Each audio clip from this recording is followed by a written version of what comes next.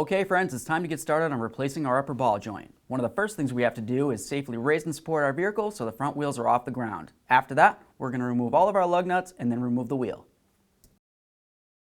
Now with the wheels off, we have a nice clear view of our upper ball joint. The next thing we want to pay attention to is our ABS wire. We're going to want to remove this right here so we can have some slack. We're just going to use our wrench to hold the bolt on the bottom side, and then we're going to remove this nut. Now we'll remove our cotter pin so we can remove our upper ball joint nut. Now I'm going to use my wrench to remove this nut. Now I'm going to use my pickle fork and my hammer, put it in between this joint right here, and separate the knuckle from the upper control arm. Now I'm just going to start my nut back on here, just a couple threads, that way there when I separate the upper ball joint it won't come apart too far. Now we're just going to push down on this upper control arm and remove the upper ball joint nut, and then we can start removing the upper ball joint from the upper control arm. Now that I have it separated, let's take a look at this brake hose right here. You want to make sure you're not putting any pressure on it by pulling this down. You also want to pay attention to the ABS wire. Make sure you're not putting any pressure on that as well. Let's set it aside. Now let's have a look at the upper ball joint. We're going to use a cutting wheel to cut off these rivets. Now we're going to separate the upper ball joint from the control arm, either using a hammer or even an air hammer.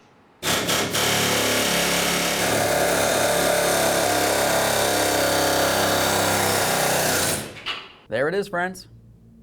Now we're going to put something between the upper control arm and the knuckle, and then we're going to finish up by pounding out these rivets.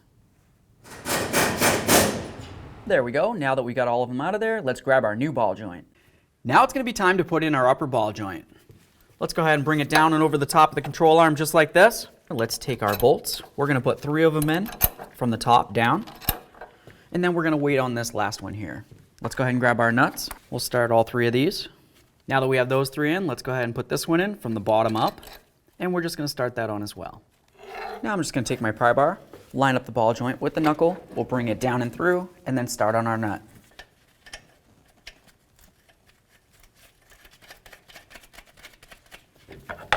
With that started, now we can take off this nut. We'll put our ABS wire on here, put the nut back on there, we'll snug all these up, and then we'll torque them to 17 foot-pounds.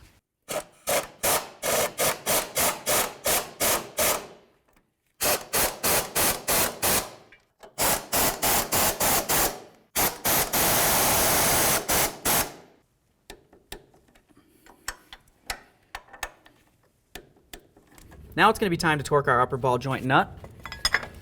As you can tell, there really isn't very much room between the nut and the axle here to be able to torque it. So essentially what I'm going to do is go ahead and bottom it out, go a little bit further, and then of course we want to line up our slot with the hole on the ball joint stud so we can put in our locking cotter pin. Okay, so it's pretty much bottomed out right there. I'm just going to try to go a little bit more. And now let's try to line up those slots. If it looks like you're a little bit past it, just continue tightening until you get to the very next one. Teeny bit more.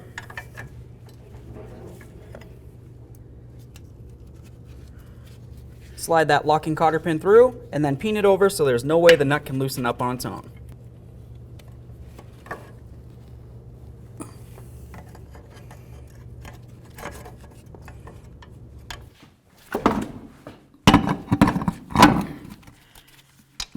Start on all your lug nuts, bottom them out, we'll get this back down on the ground, and then we'll torque them.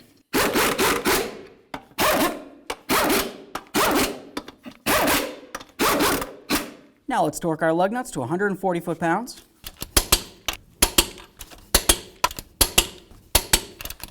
Torqued. Of course, if you have your cover, make sure you put that on as well.